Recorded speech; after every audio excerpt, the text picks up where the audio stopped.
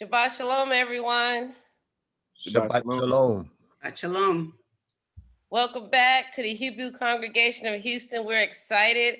It's the last Saturday of the year. So today is 12/26, and it's our 26th episode. So we told you all about Christmas being a pagan holiday. And I'm sure a lot of people aren't there yet. I've gotten some requests, and one of the things was, okay, Easter, we hear you. We've been investigating this, but what do we do because our families are celebrating? How do we go about this? So, good question. I'm going to tell you. So, what you can do is still participate as far as being with your family, but bring them gifts so you can talk to them and you can teach them about where they come from and them being a Hebrew Israelite and how this is a pagan holiday. You can buy them gifts like a menorah. You can buy them a menorah candle. You can buy things like the cup, which you have your wine in, or the plate in which you have your bread. You can buy them the horn. You can get them a bottle of wine and talk about it. So that's how you can participate without participating, and is buying them things that represent Shabbat Shalom, which is our Sabbath day. Okay? Does that make sense to everyone? And so that's how you start opening the door. That's how you can start teaching your family. And that's how you can start letting them know where you stand. That, no, I'm not celebrating this pagan holiday. And this is why. And I want to teach you about where we come from and our heritage and who we are. We are from Shem, Abraham, Isaac, and Jacob. We're the original Jews. We're the Hebrew Israelites. And so you can start teaching them. And then books, we know the Bible, and then the Bible has the Torah, the first 5 books, what we've been talking about. We talked about the Sefer, and the Sefer is the Bible, but it has the Hebrew names in it, and it goes more into detail. So these are some books we've been talking about. I know I sent Griff the Siddur. There's a bunch of prayers in here. Every morning I get up and I start saying prayers. There's a prayer for everything in here. The Siddur. So these are some of the books. And I also bought the International Bible, which is the Hebrew, Greek, and English. So it's showing you all 3. And so you have to start educating yourself, is what I'm saying. You have to start educating your children. And I feel bad for the ones who celebrated the holiday and went for broke. Now they're going to wonder, where am I going to get my rent from? And where am I going to get money from? And that's just sad. And what are you gonna do? Wait for Master Biden to send that $600? No, you shouldn't be doing that. It's wrong. And so we are His children. We are Yahweh's children. We are Yeshua's children. And so He is the light. We are the light. We can get gifts whenever we want to. If you're praying correctly, if you're where you're supposed to be at, then He said He'll give you the desires of your heart. So He'll open up those doors for blessings where you don't have to sit there and get the crumbs. What they say, the dog get the crumbs underneath the table. Your household will be blessed. I know because I've tried it. And you can get that PS5 in January, February, whenever you feel like it. And I know we've been effective. A lot of people have been telling me, hey, I've been watching you. I hear what you're saying. Even the atheists have said, I'm not celebrating Christmas anymore because I heard what you said about, being atheist or being Buddha or whatever. We're celebrating it. Yeah, why are you celebrating it then? If you don't believe in Yeshua, if you don't believe in Jesus, why are you celebrating it then? And so the awakening has happened for everyone. And I'm glad it's been effective. I thank everyone who's been part of this program, and we are going to continue to move forward. Okay. Did anybody want to add to what I just said? Oh, okay. And so when you being obedient, so I have been doing our Hebrew words, but as we know, I've been struggling with the Hebrew words. But God is faithful. He's always going to send what you need. And so He sent Griff. He sent Rabbi Avshalom, and now He sent Achmite. He's fluent in Hebrew. So I'm going to do the last of the words, and then starting next year, he's going to take over and teaching us phrases and how to speak the Hebrew language. God is faithful. All you have to do is try. If you just put one little foot forward, he'll make it right. See, because I'm going to stay in my lane. I'm the hostess for the mostest. I'm going to keep my Easter, keeping it real, okay? And so let's go over the words that we've had all the year. So Yeshua, we know Yeshua is what? Our salvation.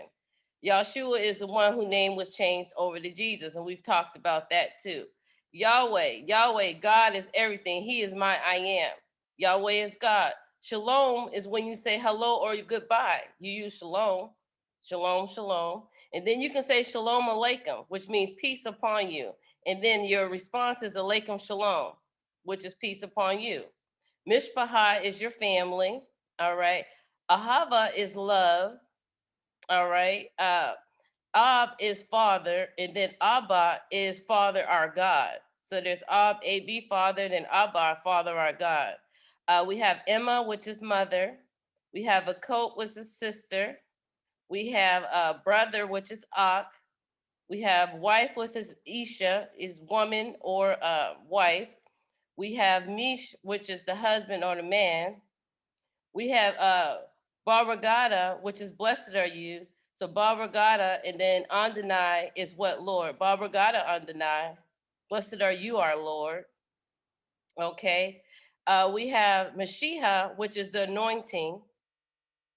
All right. We have Hakma, which is wisdom.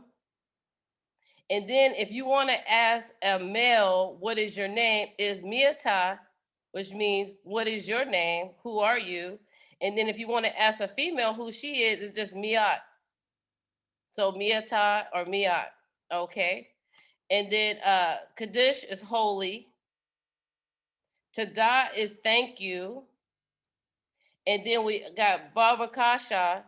Bavakasha is welcome. Your child is child. And then we got Badaka, which is pray.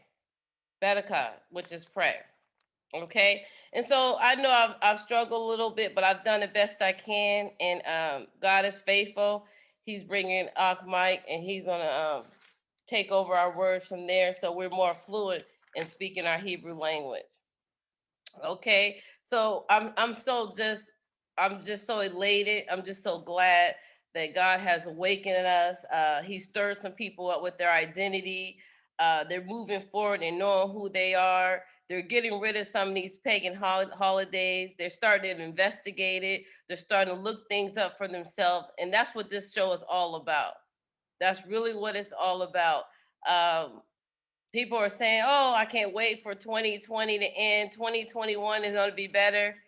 I'm not going to put my mouth on it, but it's not about the year. It's about you. You have to get better. You have to know who you are. We all are not but a step out of the grave. We all should know that from 2020. So that means what? You got to get your suitcase ready. What does that mean? You got to know who you are. You have to get ready. So when you stand before the gate, you can hear, well done, my good and faithful servant. He is real. Yahshua and Yahweh is real. Try him. He loves you. He's waiting on you. Keep the Sabbath day. Read your Torah. Tell your children who they are.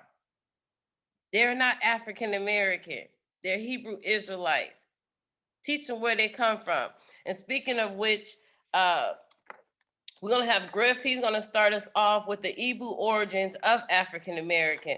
We went a little bit into this with the maps before, but we're going to reiterate what we have said so that you know where you came from and who you are. Like I said, first they started off with nigger, nigga, colored people. We've been called African American. That is not our ethnicity. That's not who we are. Negro. We are Hebrew Israelites. We know who we are. We are God chosen people, and we have power. We can move mountains. Okay. Thank you everyone for coming. Thank you everyone for showing up. We can get 100 people in these boxes.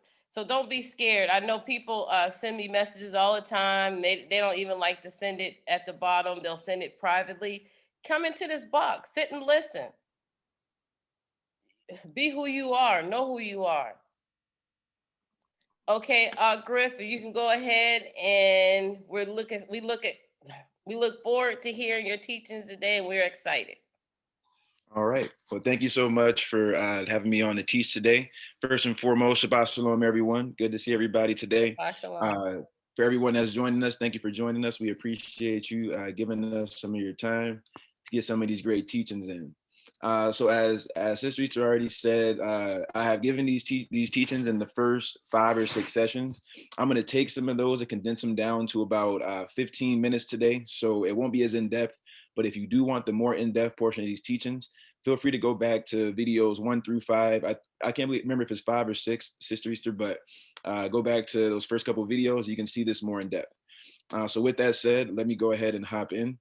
I'm going to share my screen here and we can start. Actually, before I share my screen, I want to just quickly touch on something that was just said, the fact that we aren't African Americans. I know this might sound weird to some, but I just want you to think about this for a second. We as Black people here in America, or in the Caribbeans or wherever else, are the only people on this earth that don't have an ethnic marker. What do I mean when I say that? The word Black is no ethnic marker. That's a color out of a crayon box, right? That there's no ethnicity to the word Black. The word African American, I want you to stop and think about that word for a second. What we're saying here is that we're dual continental, right? You have this word African, which is an entire continent. Then you have this word American, which is the Americas are another continent. Think about that for a second. If I go to an Asian person and ask them, what ethnicity are you? They're going to tell me I'm Chinese, or I'm Japanese, or I'm Korean, or I'm whatever it is. If I go to a Latino person and ask them what ethnicity are you, they're going to tell me I am Mexican, or I am El Salvadorian, or I am whatever it is. If I go to a white person and ask them what ethnicity are you, they're going to tell me I'm German or I'm Italian. But when you come to us and you ask us what ethnicity are we, what do we say? Can anybody tell me? What, not talking about Hebrews, but like the general African American, what do we say when they ask what ethnicity we are? Whatever they have described us at that moment in time. We have no answer. We say we're African American or we're Black. There's no ethnicity there. To say that we're African American, to say that's to say that Africa is just one homogeneous continent, right? Landmass. Is to say that all the cultures and ethnicities in Africa are the same. We're just African American. That is so incredibly disrespectful, and it's so incredibly false, right? The culture in Africa is so rich and so diverse, and there's so many different people groups there. But we have no idea where we're from because it was stripped from us. So today's study is going to be going into that, going into our origins and letting us know that we are not African Americans. We are not Black. These are labels that we use in today's day and age. I get it. But you also have to understand the power of words, how that's actually gone further to strip us of our identity. Okay, with that said, let's go ahead and jump in. I'm going to share my screen. And before I share my screen, I'm going to say shout out to Minister Mike for our teaching last week. He had a beautiful PowerPoint presentation that was so well put together. And, as a teacher, I always love and respect and appreciate that. I'm gonna tell y'all, I intentionally didn't put a PowerPoint together today because, and the only reason is because I want you to know that everything that I found here, I'm gonna give you every link for it, everything like that. I want you to know this is not hidden information. This is all out there. It just takes an inquisitive spirit to go and find it, but it's all out there for you. So I want to show you the links so that you can go and see it yourself. Something I always say as a teacher, don't take my word for it. I want you to go, I want you to question, I want you to go and look it up for yourself because that's what makes it solid. Okay, And with that said, let me go ahead and back to Mike, I did get some feedback and people enjoyed that presentation and said he really knew his stuff. So yeah. Thank you, Mike. I got some feedback. Yeah, that was an awesome presentation. Okay, so this document that I have here, I call it the Miseducation of the Hebrew Church. I get that from the Miseducation of the Negro, going back to Carter G. Woodson, and my favorite music artist, Miseducation of Lauryn Hill, going back to Lauryn Hill. But the idea behind it is there's so many things that we've been mistaught. And so what this is a collection of articles, documents, books, pictures, different things to kind of start to show us who we are identity-wise. So I'm not going to go too far into it today. Sister Rita, do you mind setting a 15-minute timer? Because I can talk forever. If you don't set it, and just let me know when I got 5 minutes left. Okay. Um, so I'm not gonna go too far into the history piece of it today. Again, if you want that history piece, go back into those first 5 or 6 videos. The one thing I will say is just because I know some folks still hear that we're Jews, and they're like, no, but the Jews weren't black. So one thing I do want to say, just to reconstitute our mind on that, is let's just talk about Joseph really quick. One of the strongest proofs, biblical proofs, to show that the ancient Israelites were people of color is the story of Joseph, right? We know the story of Joseph. He was sold into slavery by his brothers. And then eventually he ends up becoming the number 2 in the kingdom of Egypt. You can go and read the story, and I'll go through the whole story here. But the important part I want to highlight in the story of Joseph is that when his brothers came to Egypt out of famine, when they came to Egypt to get grain, Joseph obviously was the one that greeted them and the one that was over all the grain, and they could not recognize him, right? Why is that so important that his brothers couldn't recognize him? Well, first and foremost, remember, Egypt is in Africa. There's been a lot, there's been a lot of propaganda and things that have happened in the modern age to try to separate Egypt from Africa. But we all know the truth, right? We know that Egypt has always been a dark-skinned people. It wasn't until the conquest of the Arabs in around the 6th century AD that Egypt started to lighten up and started to become what we see today, which is more of a fair-skinned people. But from the beginning, Egypt was a dark-skinned people. To prove that to you, couple quick things here. First and foremost, I wanted to show you this, which is just a basic Google search, right? So you see in the Google bar here, this is just a basic Google search, ancient Egyptians. And what do you see? You see their hieroglyphics in which they painted themselves as people of color. Okay. Obviously, they had the color white here. We see it right here in their garments. It wasn't as if they didn't have I heard people say that, well, they didn't have the color white to paint themselves that way. It's not true, right? They have white right here. So you see they have the color, but they painted themselves in their own likeness as people of color. If that's not enough for you, okay, maybe you're like, okay, I'm not sure yet. Look at one of the ancient Egyptian pharaohs. Here's Pharaoh Amenhotep the third. Look at his features. Look at his nose. Look at his lips. You don't even need the color to see that he has the features of. Remember, there's 3 classifications of human beings, right? There's the Caucasoid, the Negroid, and the Mongoloid. We look at King this Pharaoh here. We see that he has Negroid features. He has a Yes. nose like us. He has lips like us, etc., etc. Okay, maybe that's not enough. Maybe you don't like that proof either. Okay, let's look at King Tut's tomb. Here's King Tut here. This is the inside of his tomb, and what do you see? Wow. People that are the same color of as us, right? So any way you want to cut it, any way you want to slice it, there's no way around the fact that the ancient Egyptians were people of color. Now, why do I start there? Let's go back to Joseph's story here for a second. So in Joseph's story, what do we know happened? We know that Joseph, his brothers came to Egypt and they couldn't recognize him. If they couldn't recognize him, let's think about this. If the ancient Israelites were fair-skinned people, then Joseph would have stuck out like a sore thumb in the midst of these black people or in the midst of these people of color. The fact that they couldn't recognize him shows you that once his brothers went to Egypt to see him, he blended in with the Africans or the people that were in Africa, which again proves or shows that they were all people of color. The people of ancient Israel were the same color of the people of ancient Egypt, right? And we just showed that all those people were people of color. Okay, so that's just, again, that's not as in-depth as I would want it to be. Basic proof to say that the ancient Israelites were people of color. Now, moving forward from that, we're going to fast forward here, a couple thousand years. Moving forward from that, the question that I've got most often is, okay, I get what you're saying, I hear what you're saying, but like, how do you know that I am an Israelite? How do you know that the people that were taken out of Africa were Israelites taken out of Africa? That's always the major question. So that's what we're going to tackle today, is how do we actually know that? What proof do we have of that? So first and foremost, let me start here. Here is the transatlantic slave trade routes.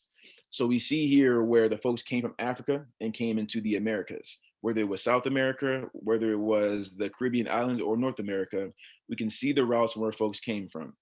Basic breakdown of this map. First and foremost, we see that the greatest conglomeration of people came from this lower southern west Central Africa area. But notice that all the folks that came from here, most of them went to Central America, to the Brazil area, things like that. The second biggest trade out of Africa came from right here at the Bight of Benin. And this area right here, along with these other northern areas, most of them came to the Caribbeans and the Americas. Okay, so I'm gonna leave this up for a second. Just take this in for a second.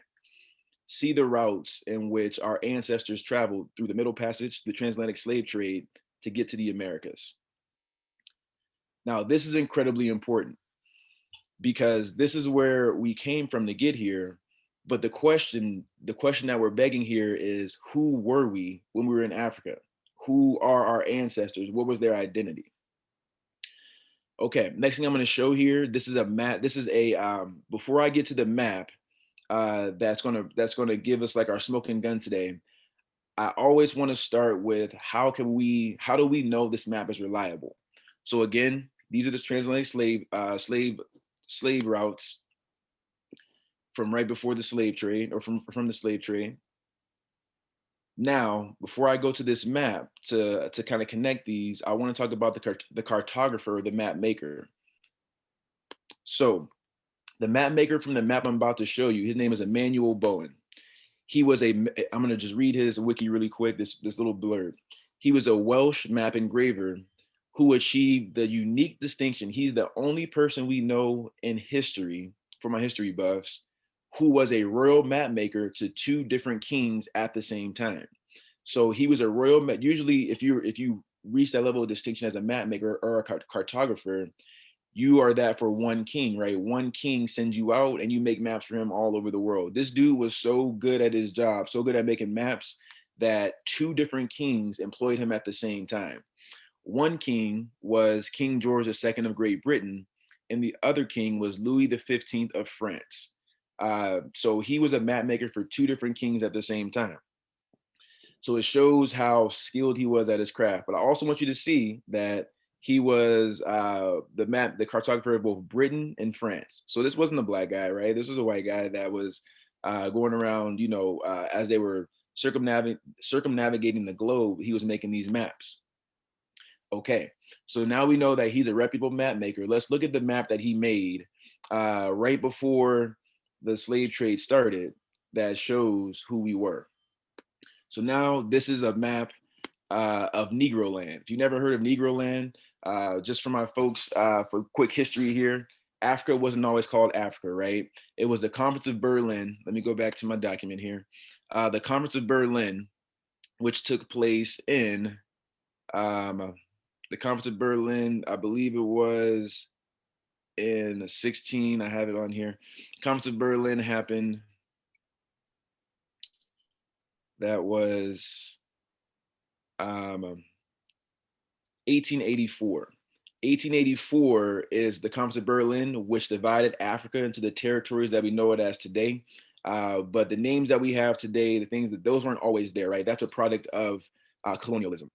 But Bowen, this map maker here, he made this map all the way back.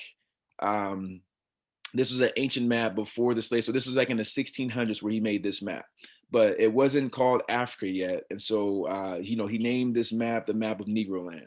Now let me zoom into this map and let me show you what was on this map here.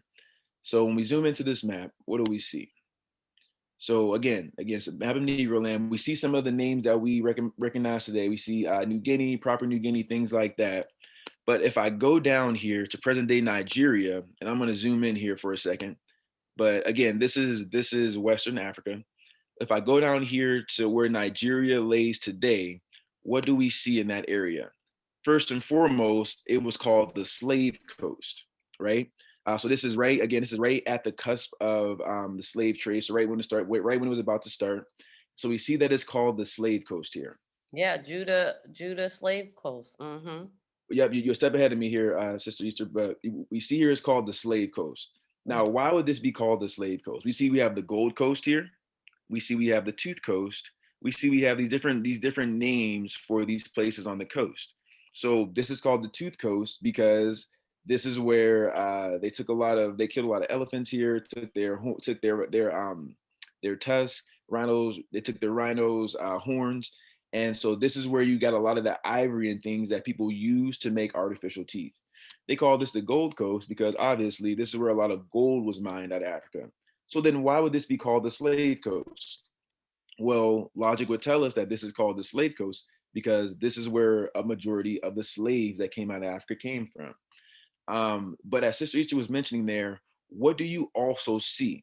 So we see the Slave Coast, but what do we see right above that? The kingdom of what? Judah. The kingdom of Judah. Again, this wasn't Africans who made this map. This wasn't ancient Hebrew Israelites who made this map. This was the cartographer for France and Britain. Why would he make this map and say that the kingdom of Judah is right there in the middle of Africa? Why would he do that if there wasn't some proof to show that these people here were Jews? Why would that happen?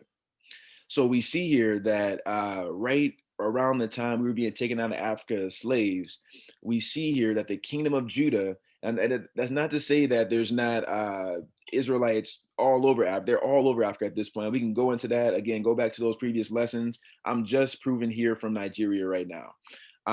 But when we see here, we see that the kingdom of Judah, right around the time that we're taken out, it is right here in the heart of what's present day Nigeria. Very interesting. And again, it's called the Slave Coast. Now, when I saw this map, I started to think, like, what is going on here? What is happening here? Why is it the Slave Coast and the Kingdom of Judah? And then Yahweh brought me across this book. And this book here is called Ibos, Hebrew Exiles from Africa. And in this book, Aliazi, he goes and does he's a historian over in Nigeria today, does a detailed history. I'm going to zoom in here a little bit so you can see, but he does a detailed history of the Igbo people and who they are in Nigeria. Most of the history was oral. He has the oral tradition and writes it down and goes back through and through and through and traces present day Nigerians, traces their heritage all the way back from their ancient Israelite ancestors that came around the time of the Babylonian captivity. And so in this book, he goes through and traces this. He doesn't mention that map that I just showed you in this book. And so I started to kind of put together different sources and see that once you combine all these sources, a clear picture starts to come into focus for you that that the main place where we were taken from, which was right here in the Nigerian area, those were all Hebrews. If we go down, I'm gonna go back to the transatlantic slave trade map here. Yeah, again, about 4 or 5 minutes. Griff. All right, perfect. Thank you. Again, the Bight of Benin, we see right here. This is where most of the North American slaves came from, is right in this area. Going back to our picture here, where's this at? This is present day Nigeria. This is the Slave Coast or the Kingdom of Judah. Okay, see that our ancestors, where they came from, what they called themselves were Judeans. What they called themselves were Hebrews. But let me go a step further and show you how not only that we know who we were in Africa, and then not only that we have a record of who we were, but our captors also had a record of who we were. Here is here's an ad that was put out back around that time of people wanting a specific type of slave. So I'm going to read this really quick. Those are advertisements of them selling us over here in the United States, basically. Exactly. So it says to be sold on board the ship On Tuesday, the 6th of May, a choice cargo of about 150 fine and healthy Ibos or Hebus. Okay, what does that word sound like, sister? So what does that word Hebrew sound like? Ibos. Sounds like Ibu, but that's going further forward. Take it a step back. It's All Hebrew. it is a corruption of the Hebrew. word Hebrew, Hebrew. right? Mhm. Once you got to the land, of course, language changes over time as generations come and go. It's the same exact word. It's just a corruption or another pronunciation of it. Hebrew eventually becomes Ibu, which to this day in Africa, if we look at the makeup of Africa to this day, here's a ethnic breakdown. And again, you can see, folks, that I'm just doing basic Google searches, and this information is all there for you. But looking at a basic breakdown of who is in Nigeria today. Again, this might be weird to some Americans because we look at America and it's broken down by black, white, Hispanic, right? But you go to places outside of America, they don't look at binaries like that. So here you see in Nigeria, everybody's black. So they don't say, 100% of the people are black. Instead, they put Right. them into their They go tribal, by to their tribe. tribal breakdowns, right? Mhm. So when we say African American, how disrespectful is that to our heritage? To Right. say that all of Africa was just one culture. It's ridiculous. But we look at Nigeria here and we see that they break down by their tribal classifications. So you see in Nigeria today, one of the most populous groups to this day is still the Ibos, right? To this day, still 15% of Nigeria, which is a 214 million population, 15% of that. So that's about what, 21, about 26, 27 million Nigerians to this day are still Ibus, still hold their same tradition from where we were taken. And so, what I wanted to show you there was that how many folks still to this day hold that tradition, but also, just looking at this sign, they knew exactly who we were. Mhm. Not only did they know who we were, but they called for Ebus. They wanted Ebus because they understood that we had a distinction to us. Something was And so, different Griff, about us. this is saying how we got over into Africa. Now we know we were ran over from Israel into Africa, but this is just the slave trade of where they had taken us from after we Yeah. were ran So over and scattered over into Africa. yes, it's future. So we know that we went in Africa. I mean, there's plenty of biblical stories that tell you we went in Africa, right? Whether it was the Assyrian captivity, we had to flee south. Babylonian captivity, we had to flee south.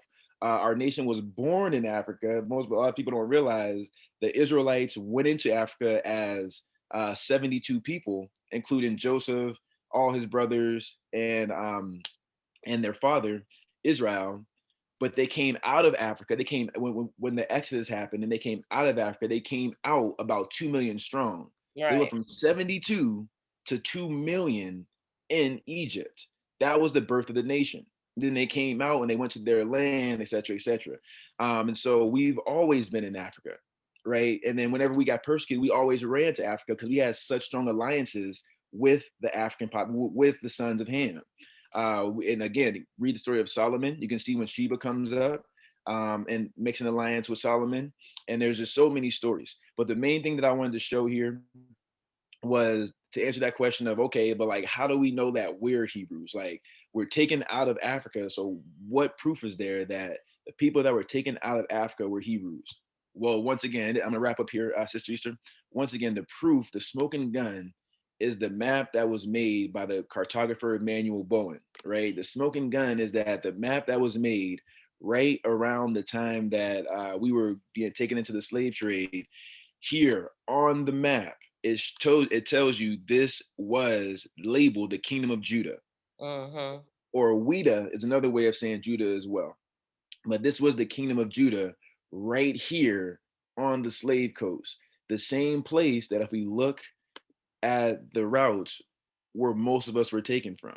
And again, I can go through and show you how there are traces of Jews to this day that are all over Southern Africa, Western Africa, and Central Africa, but we're just talking about a specific piece here.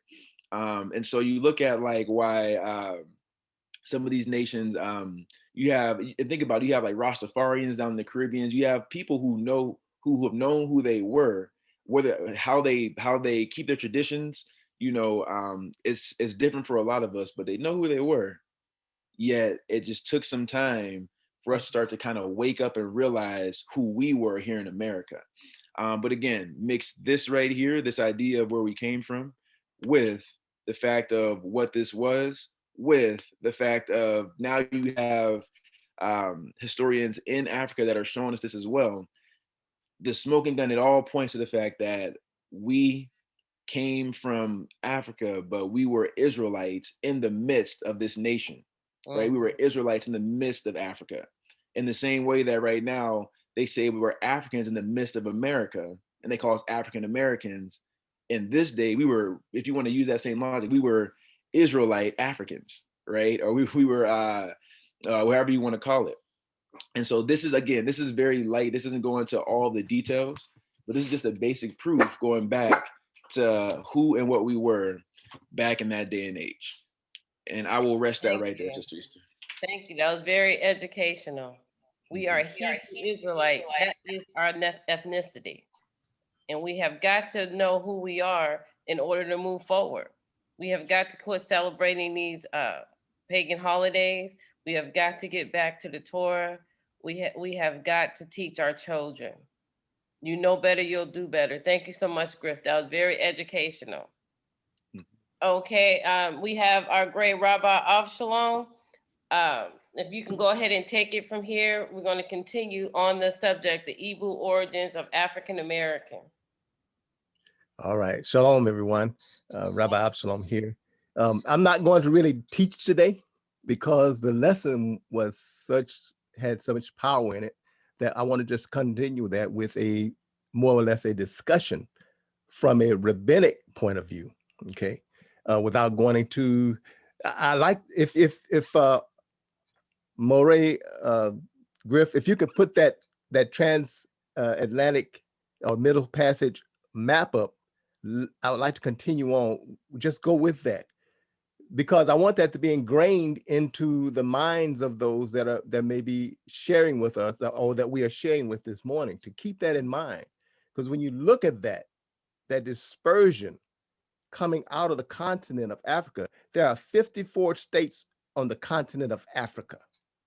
And if you're looking up at the top, that northern portion of it, up north, I spent most of my time when I was in Africa and Egypt and up around Tunisia.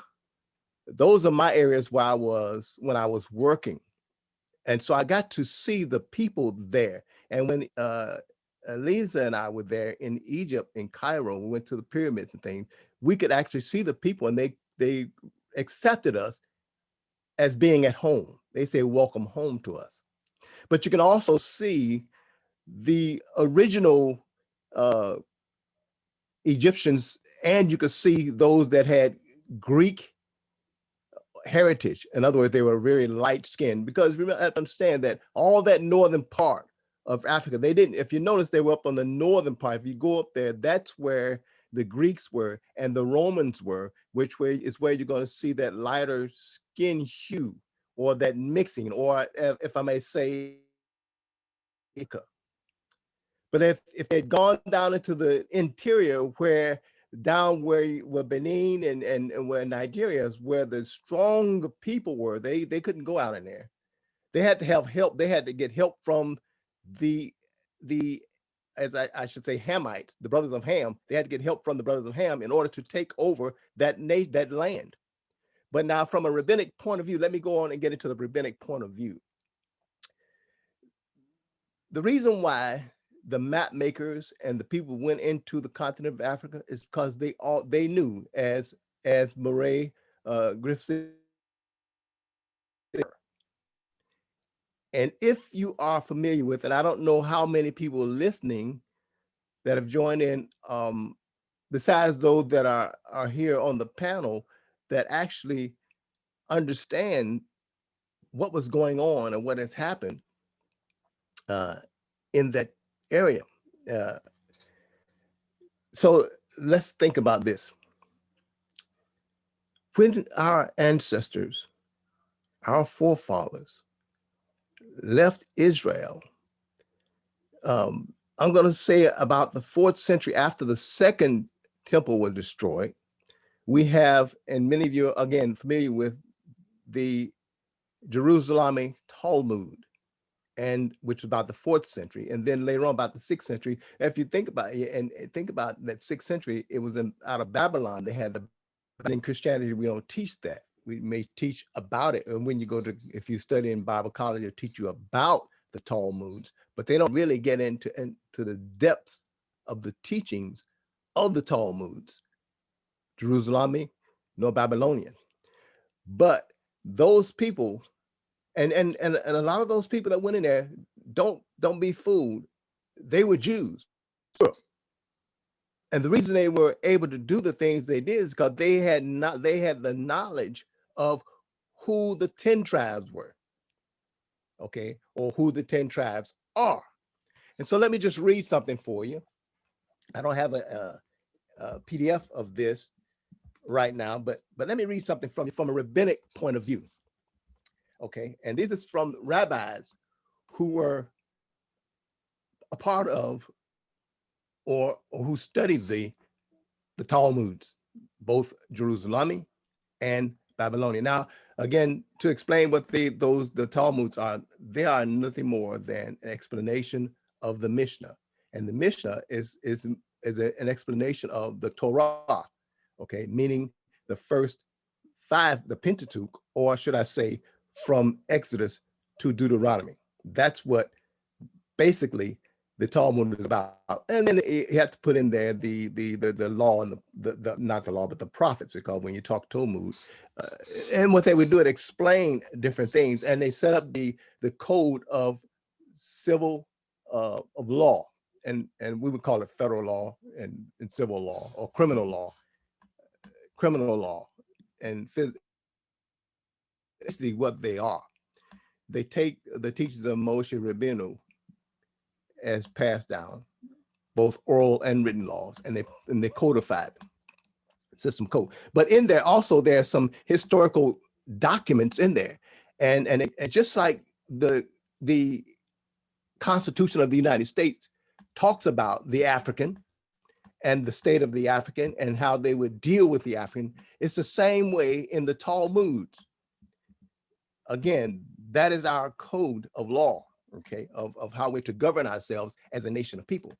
And I'm giving you this little background because I want you to understand that what I'm about to read to you is from our attorneys, Jewish rabbis, or the Sanhedrin. They were not a part of the Sanhedrin, but they were part of the Beit Din, or house of judgment, in their day and in their time. And they were dealing with the Torah, the scripture, in accordance to the time that they lived in. So many of them believed, just as a little bit of a background, many of them believed that in the second destruction of the temple, when it was destroyed, they believed that because many of the Israelites were sold again into Africa and went into the copper mines. By the way, they were castrated. Many of them were castrated, and they took the younger ones and they sodomized them, and they took the best looking ones and they sodomized them and made them sodomites. They made them gay. Okay, but those that were strong, the men, they castrated, so they could not have children. They could not father children. So what we saw then, again, that's genocide and that's abortion. All that stuff was taken care of, was being done during that time. But again, the rabbis, many thought that because the Israelites were sold again into Egypt and there were not enough people to purchase them in Egypt, that was, in fact, the fulfillment of the scripture of the 400 years. But it was not. And many teach us that coming out of Mitzrayim was a fulfillment of the 400 years. And it was not. Because when you read, and we read that every year, we read that as a part of a parashah, weekly reading. So all those things that we read in scripture, we need to go back and over again and see and begin to pull out, as Moray Griffin pulled out many of those things. And Igbo or the Hebrews in Africa. And so now the rabbis, let me read this. Rabbi Eleazar ben Hukranus, he's the son of a Kohen and rabbi who lived between the 1st and 2nd century CE. Again, you see what it said, 1st and 2nd century. That means the first temple, the second temple had just been destroyed, and he lived during that time. He's a rabbi. He might have even touched Shaul, Paul of Tarsus, Shaul. And he may have, and I know he had conversation about Yeshua. So we're talking, again, the 1st, 2nd century in the Common Era.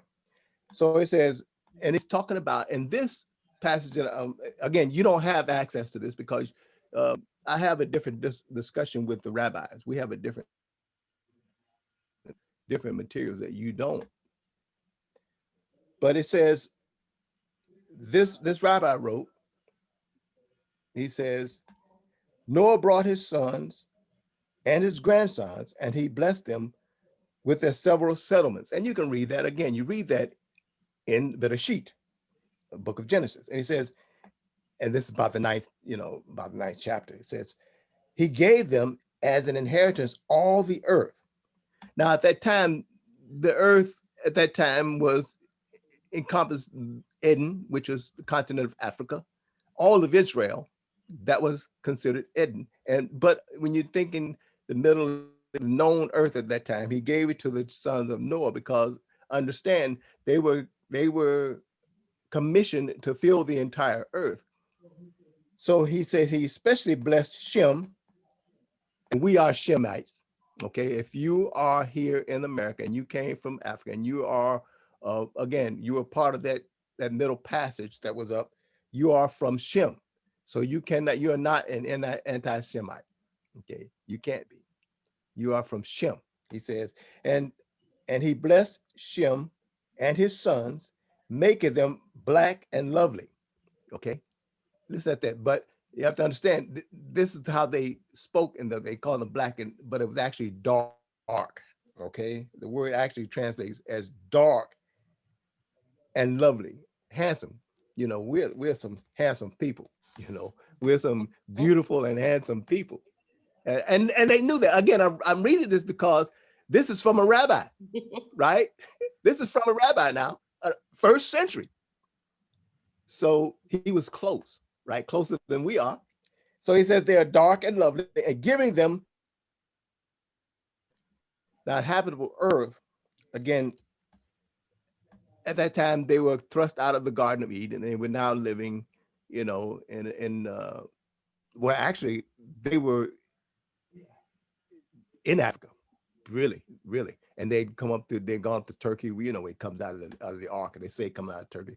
Some say different things, but habitable part, the best part of the earth, I'll call it the best part of the earth.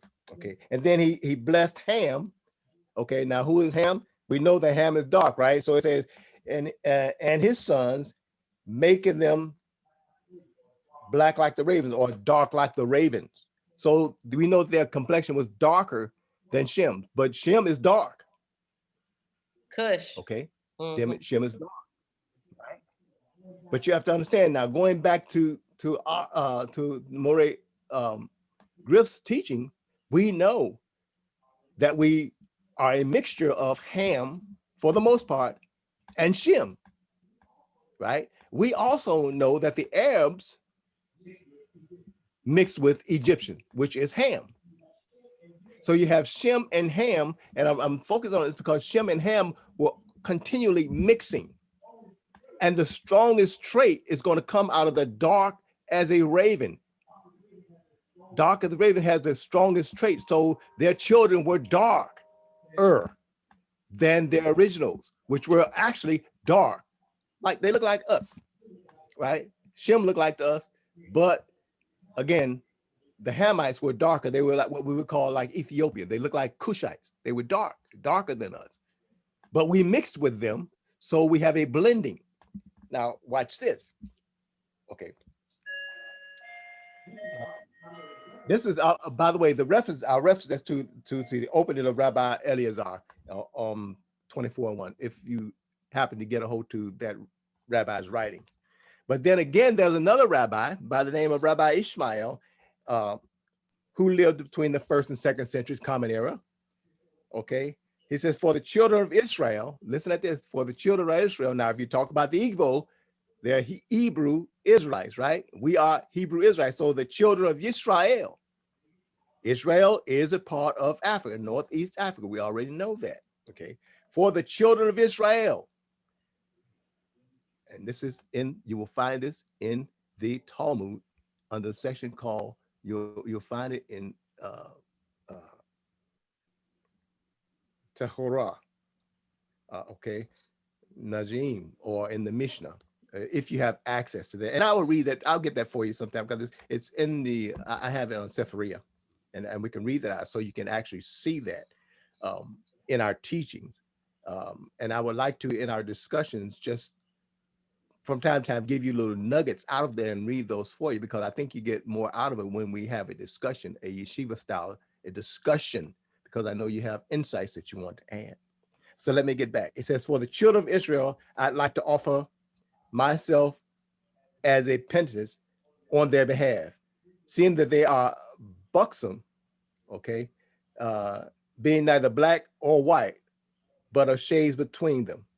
So he said the children of Israel are not black nor white, but we're buxom. We are a blending of color that Ham and Shem mixed together. So this is what he's giving reference to.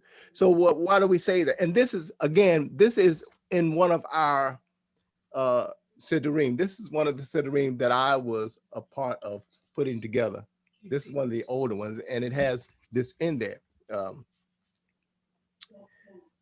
So I want you to understand that the people that you see, the image that you get when you say an Israelite or Hebrew, you should see yourself. When you're reading the story in the history or in the anywhere in the Bible, you're talking about your ancestors and they look like you. Mm-hmm. The whiting out started to take place during the Babylonian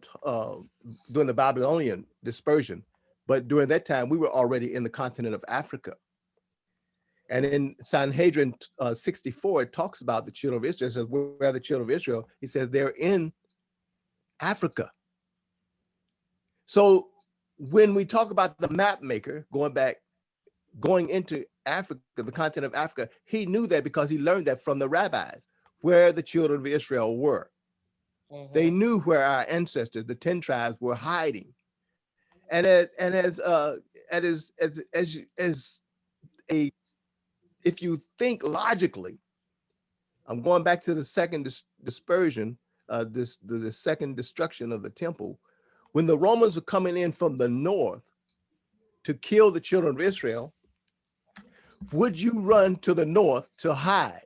You would not go toward the enemy to hide. You would run away from them because you don't look like them. If you're Shem and you're mixed with Ham, you don't look like the Roman. Now, again, I must say this also. Many of the Romans were Jews, as were many of the Babylonians were Jews. The Syrians were Jews. A lot of the Turkish were Jews. A lot of those that are Yemen, people from Yemen were Jews. And they became Jews during the time of Esther. And so just because Griff had a question, Rabbi. Yes, go ahead. Answer the question. A rabbi, and so going to that piece of the fact that, like, when the Romans came, we would have fled south. When the Syrians came, we would have fled south. When anybody came, we would have fled south because they all came from the north. Even, I just want to add the point, even when Yeshua was a baby and they had to hide him, they hid him in the south. They fled south to Africa to even hide him. And so it's just a pattern, it seems like, and I just wanted to ask the question, it seems like it's a pattern that every time there was trouble that came to Israel, we always went south into the African nations. Is that accurate? That is very accurate. That is very accurate because, I worked, again, I said I worked in different places around the world. And when I went to North Dakota and I would go to eat dinner and stuff, there was nobody that looked like me. I stood out. So if they were going to look for somebody that was African-American, I just use the term African-American, or just put it like this. If just think like Rome, say I'm Saul Paulus, and I'm in Rome, and I'm surrounded by all these Romans, but they're Jews. And they decided to say, well, let's get rid of them Israelites, as it says in the scripture, in the Psalm. They all turned against us. They wouldn't have a problem finding me because I stand out, right? Yeshua didn't go into Rome. His parents didn't take him into Rome because he would have stood out. They would have stood out. His parents didn't take him into Babylon. They didn't take him that way because they would have stood out. So yes, that's true. We blended with the Hamites, and we look very close to the Hamites, depending on how much of the blend is in our families, right? How attached we are.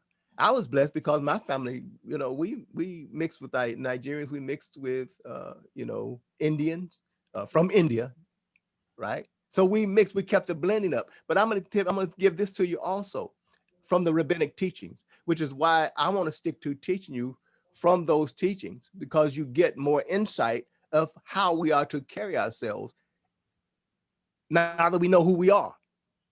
And I just want to elaborate on that too. We know Yeshua was black, brown, had melanin, and then you got this Christmas thing, and they always have what, a white man, Santa Claus that you sent. They always here in the United States put of what they want to praise. They want to praise a white Yeshua. They want to praise this white Santa Claus. When we know, have you ever seen a black Santa Claus in the mall? Why not? We black, we're buying the gifts. Matter of fact, most of the money for the economy come from African Americans, as they label us. But yet we can't get a black Santa Claus, and why? There's something to think about. But go ahead. Yeah, that's the psychology. Okay, that's the psychology. That's the psychological warfare. Right. I learned a little bit about that when I'm in the military, about conditioning.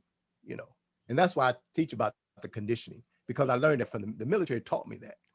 Okay, so I'm giving you some to teach again from the military, which is how they brainwash people. And this is what's happened to the Israelites that are in America, the Hebrews that are in America. We've been brainwashed, and so our skin looks like Shem and Shemites, but our minds are Roman. Mm-hmm. We have a Roman mindset. Okay, because remember, Rome is in Europe. Rome was in control of all of that up there. Spain, all of that up there belonged to the Romans. And the Romans were Jews. Mm-hmm. Don't be mistaken. You read the Targums, you're reading from a Roman Jew. If you're reading, this other guy that I like to quote from, he's a Roman Jew. Okay, from Japheth.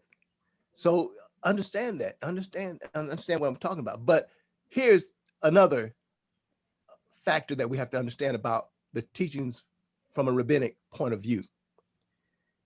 Arlechish, I'm quoting another rabbi, Arlechish, who lived between the 2nd and 3rd century. Now look at what I'm talking. The people, the rabbis I'm pulling up are 1st and 2nd century. The temple had just been destroyed. Hadrian was there, right? Hadrian, these people had been there, they'd done their thing and tried and thought they would destroy, killing all the Israelites, and the ones they kept alive, again, they castrated, or they turned them into, took them up there in Europe and raped them and all that kind of stuff. And then they took the women, of course, the women, they raped the women, okay? So, and had children by them. And, and probably, and I would say most times they killed the children. Some of them kept. But this is what was going on. 2nd century, he says, and the 3rd, he said, he acknowledged that Israel, this again, 2nd century, and I want you to understand this also, the Israelites that look like us were dispelled out of the land.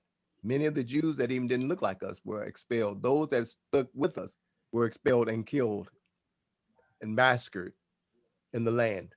Okay, he said, again, Arlechish acknowledged that Israel should maintain their general height and complexion. Listen at that. The children of Israel should maintain their general height and complexion. When I say complexion, dark and lovely. As they said in that, what they say, dark and lovely? Yeah. Dark and lovely. That's the complexion. That's us. Everybody on this, that's us. Dark and lovely. And he taught this regarding their complexion, saying, watch this, a lighter skinned, lighter skinned. And if you look in your families, you'll find some light skins, right?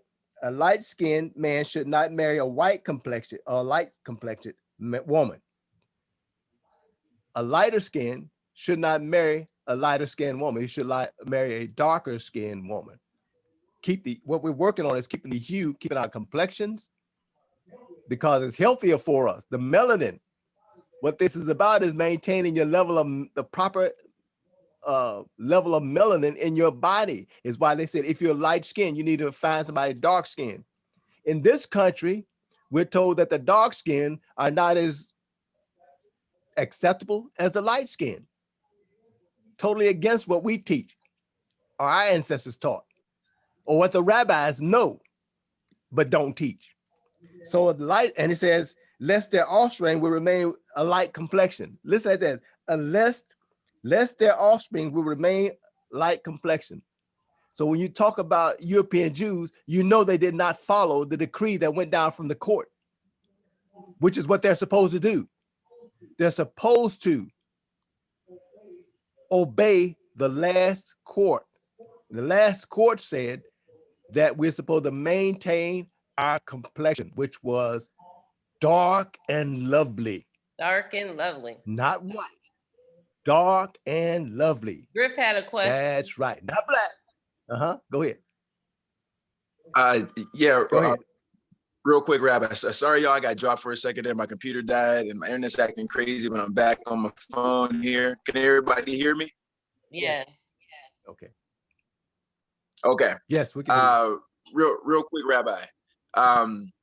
So this idea, this is something I always thought, and I just want to get your take on it. This idea that a loving God would have created his children as fair-skinned people and put them in the midst of Africa, wouldn't that be a cruel thing to put folks who don't have the proper protection in the midst of a nation which you need that protection? Is there a reason why in Israel today it's the second leading nation in the world in skin cancer?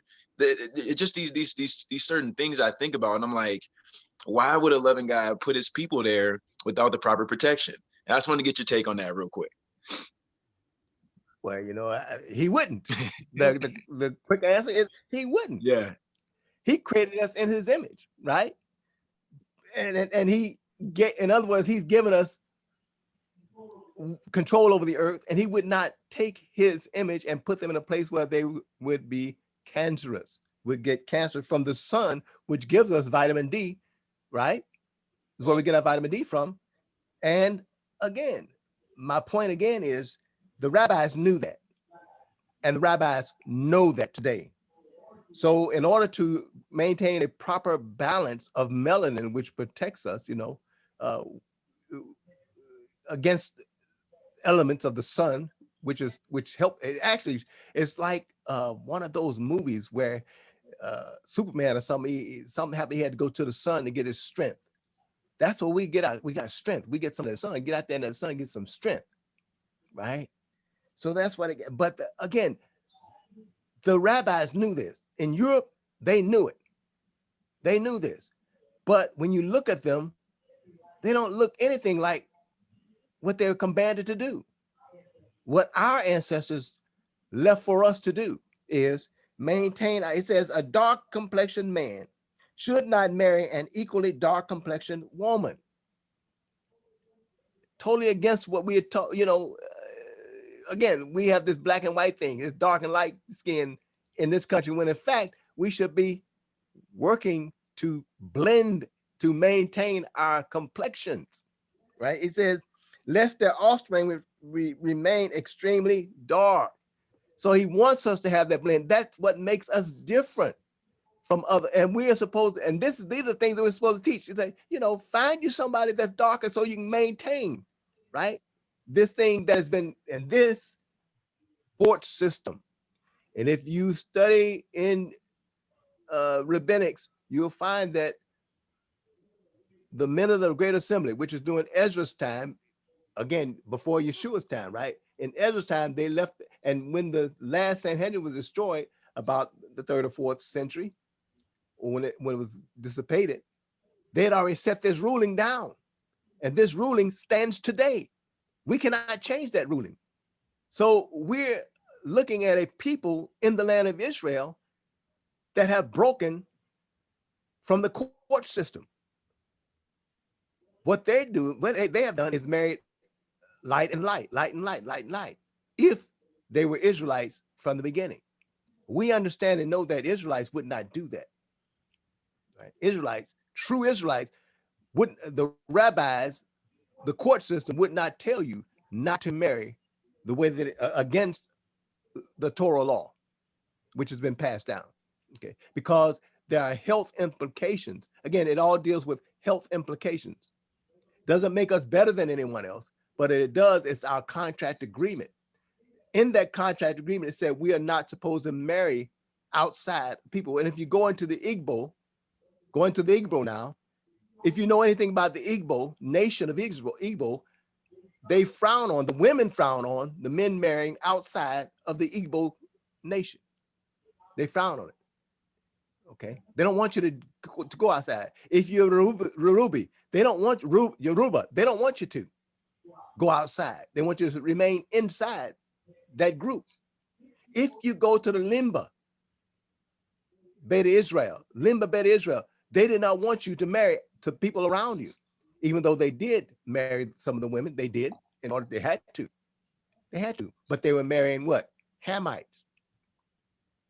See, and they maintain their complexion as dark and lovely. When you look in yourself, say, I'm dark and lovely. I'm a Shemite. I'm dark and lovely, Dark and lovely. At that dark and lovely, and so, when you look at that stuff they put on that dark and lovely, and you see those commercials of women dark and lovely, and they're not dark and lovely.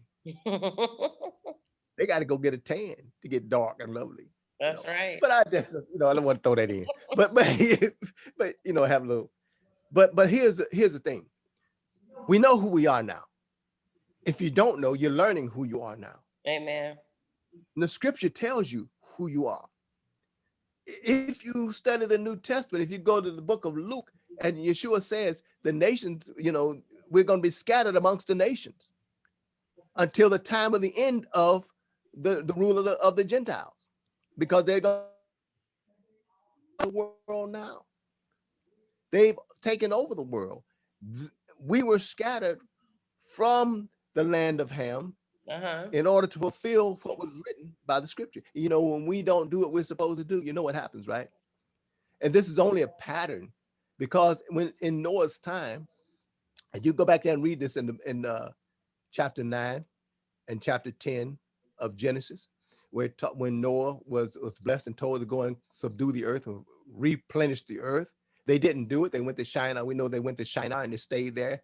And then the Lord had to come down and disperse them and confound the language so they would go out to the earth. So the same pattern takes place for the children of Israel. When Yeshua said you're going to be scattered amongst the nations, it had to happen. So he had to be put on the tree, and the children of Israel, the Romans had to come in and disperse us throughout the nations. Now remember, the 10 tribes were already gone through in Yeshua's time. They were already in the continent of Africa during Yeshua's time. And so in order for them to fulfill the prophecy, had to take place in 1445 when the Portuguese began to get the Africans, or should I say the children of Israel, out of the continent of Africa through Benin. And when they were in Benin, they went around that tree 7 times and they pronounced these curses on themselves, on the children of Israel. They went around that tree and then they sent them out there so that and those curses where they would always be poor, they came straight out of the book of Deuteronomy. They would always be poor, always be on the bottom. They would always be in poverty. They always have all the sicknesses and all these things. Those were curses that were placed on our ancestors that left Benin when they went around that tree. And that place is still there to remind them of what they did to their brothers, to the children of Israel. And it's still there in Benin. Now, the tree may not be gone, but they put up something there, a statue there, to remind of what happened to the children of Israel. That is a place where we went around it 7 times, pronouncing curses on us before we left there. That we will forget our land, forget our heritage, forget our customs. All of that was blessed, was cursed upon us before we left that for that middle passage. And that started 1445. Started 1445. Okay. Okay. Of course, we didn't hit the Americas until 1619, but 1445 is when it began. Okay, so if we could we hooked on this time, if we can go ahead and Rabbi Avshalom, you can go ahead and wrap it up for us. Yeah. Okay. Yeah. I just want to understand. I want you to understand that we're teaching. You're getting teachers from different perspectives here and discussion. I like more discussion question than we dialogue. But it's not enough that we know that we're Israel or we're Hebrew or a Hebrew Israelite or we're Jews. That's not enough. Now that you know and now that you're learning, my job is to help you to know how to apply the Torah according to how, just as the children of Israel were taught when they came out of Egypt, it's the same way as we're coming out of this new Egypt. We must return, we must be taught who we are and how to act in accordance to that. And so just because the Jews have it, the Europeans have it, doesn't mean that it's not ours. It was ours. We taught it to them. We taught them what they have now. And now we're just reclaiming what is already ours. And we have to learn about ourselves. We're not Black. We're not African Americans. We're Hebrew, and we are the children of Israel or Israelites. Okay. But it's more than just knowing that. You have to know how to operate as an heir. As it says, you're an heir, but you're no different than a servant, though you're Lord of all. That's us. You're an heir, but you're no different than a servant until you know who you are and operate in who you are. We have to learn who we are. And that's what we're about here. That's what we're about here. Okay. Thank you. You've heard it. We have got to start operating it. You have to know that you're royalty. You have to know that Yahshua and Yahweh love you. You have to know that you are his chosen people. You have to know that you have power. You have got to teach your children where they come from. We have got to get back to the basics. We have got to go back to the beginning.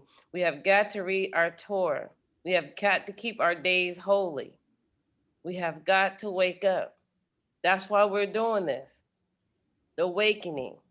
Why are we doing this? Because we have got to get back to our land. That is our land. Israel is our land.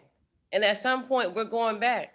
I don't know if I'll live to see it, but I'm preparing our generations for it. And that's what this show is for, to prepare the generations for it, to teach them where they come from, to know who they are.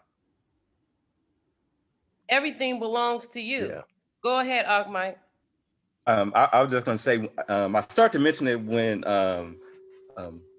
Maury Griff had it up on the map up there. But if you look up toward the top right, where it had Egypt, and if you're familiar with the Sinai Peninsula, before they endorsed or made the Sinai Peninsula that separated everything from the southwest part of Asia, on one of the ancient maps that I saw, and it may have been by that same map person that he had, that was actually called Greater North Africa. What we know today as Southwest Asia, that had Israel and all that, that was actually called Greater North Africa. And I actually saw that the map itself, but it looked almost the same artistry, looked exactly like the guy that he had on today. So I'm almost sure it may have been the same guy, because on that study, it even talked about Benin, Africa, what Rabbi Avshalom just mentioned, about how they marched them around the tree. It had a picture of the tree, and from what it looked like, the tree was still there. You know, the picture outside looked like the tree was still there, because there was a lot of voodoo and stuff that went on in Benin. You know? Yeah, that's right. real quick to Mike's point there. And this is the thing that we got to understand, is that there is no such thing as the Middle East. That's a geopolitical boundary that was made in the late 20th century in order for political control. The Middle East is not a real thing. When you go up to Israel, from the tectonic plates, from the geography that God gave, Israel is literally on the African tectonic plate. It is still a part of Africa. So going all the way through. So to Mike's point, like they tried to create that strait there in order to separate Africa from the Middle East. But it's all theatric. It's all the show. It's all going back to Psalm 82 to hide our identity. It's all a conspiracy to hide who we are, and the fact that from the beginning, Israel is the North African Peninsula. Israel in that what you would call ancient Arabia, that is all a part of Africa, even though we don't see it that way in this day because of the way that they cut the world up after they colonized the world. Yeah. Also, there was an argument with somebody from Europe that Morocco was not a part of Africa. Now, how dumb is that? Morocco, if you look at that map, I mean, attached to Israel, to the continent is Morocco, northwest. Morocco was, there are a lot of, and Morocco has been whited out as well. When 1492, a lot of the Spaniards went into Morocco and they took over their customs halakhically, how they would keep Torah, because I mean, it's amazing how the psychology of the Gentiles has really taken over the world. And you can look at somebody in their face and tell them, or look at a map and you see it there, and they'll deny the facts, and you got the facts, and they say, well, you know what, we see that today in modern day politics, but they see the truth and say, no, it don't matter. Truth doesn't matter. Truth doesn't matter. What truth does matter. Truth does matter. And so the facts are there. We have the facts on our side. When we present our case, the facts are on our side. We don't have to make up embellishments. We don't have to do that. We don't have to embellish the story. Just tell the story as it is. The truth will bear out in the court of law. The truth will bear out. So let's just stay with that's why we are here today as we are. We have different lanes sharing with, and we glean from each other. I don't know everything, even though I've gone through the studies, I've gone through, Bible college, I've gone through the Shemitah programs, but I don't know everything, right? I don't know everything because I have a lane that I live in, I stay in, and we learn from that.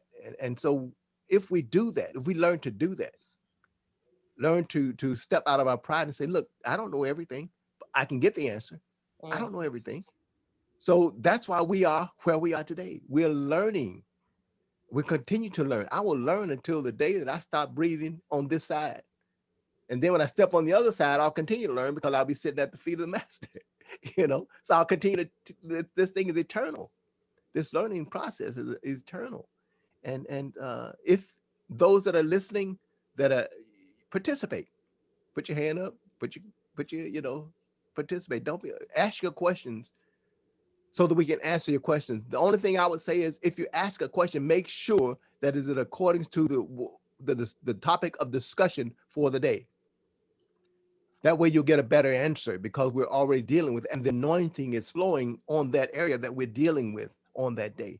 So when you have your question, ask your questions, but try to keep it pertinent to the subject matter that's at hand, which is, good for you, and you'll get your answer. Somebody will answer you. Amen. Thank you for joining us. You have the scholars here. God and Yahweh has given them this information to give to you. It's going out. Can you hear us? Are you living it? Are you doing it? Look it up. Once you look it up, you can't deny the truth. Once you know the truth, your eyes are open. Thank you for joining every Saturday, the Hebrew Congregation of Houston. We love you. We've already gone into our new year, starting in September. So people can say Happy New Year all they want to. We're already in our new year. We're already doing it. We're already living it. We know who we are. We're moving forward already. A lot of people, the gig is up. They've had us bound long enough. It's time to come out of it. It's time to change our ways. And the longer you destitute, at some point you're gonna say enough is enough. Let me try this way. Let me change my ways. Let's hear what the Hebrew congregation of Houston is talking about. Let's try to live that way. And then as you take the step forward, Yahshua and Yahweh will speak to your spirit. Because if they've done it for me, they'll do it for you too. They've spoken to all of us. They are real and they're waiting on us. The world is waiting on us. And God's voice, his word does not go void. And we're going back to Israel. We're going to get our land back, and we're claiming everything that was taken from us. We've built the United States, and it belongs to us too. If we can have in Nicole Lisa, we thank God for the woman of God. She's been by her husband's side the whole time. She's an example. She comes on here, she supports her husband. We are to support our men. We're to support our people. And we thank you, Nicole Lisa. And if you can lead us out in prayer. Are you able to hear me? Yes. Thank you. Yes. Toda Rabbi, Toda Rabbi, Toda Rabbi. Thank you very much. Thank you very much. Thank you very much for the leadership that is on this panel. Most of all, thank you, Adonai. Thank you that, plain and simple, that you are. Thank you that you are one. Thank you that you've brought us all together. Minister Mike, Minister Griff, Avshalom, Mora, Easter. Thank you. Thank you for this privilege. Thank you that you've chosen your people, Israel, the true Israel, as your people, and you've favored us. Even in the hard times, even in this pandemic, you have favored us. Yeah. You are true to us. And one word I'd like to speak, healing is in the midst. It is happening now. Yeah. Please grab hold. Please lay hold. Please take hold. Take hold of Torah. Take hold of these teachings. Take hold of Hashem. Yeah. Thank you, Father, for this opportunity. Thank you. I lift up all families that are represented on this line, on this panel, all of your children, Israel. Thank you for this day that you've blessed us to see and to be a part of. Thank you for all parts of this program that you've allowed us to be a part in. We thank you, we ask you, we petition you for those things and for people today. Yeah. Of the nation, even of the nations of Israel and our communities. May the things that we do today be a blessing unto each other and unto you. And may your grace and mercy find us where we are. Yeah. Help us to turn our head, our heart, our eyes toward you, because that is our salvation. That is our restitution. That is what you have planned. You have planned a life for us. Let us find out what it is and partake of it, pursue you in that life, that we may be blessed and that we may participate in your will. Yes. B'Shem Yeshua, in the name of Yeshua. Amen. Amen. Shalom. We love you. See you next Saturday. Shalom. Shalom.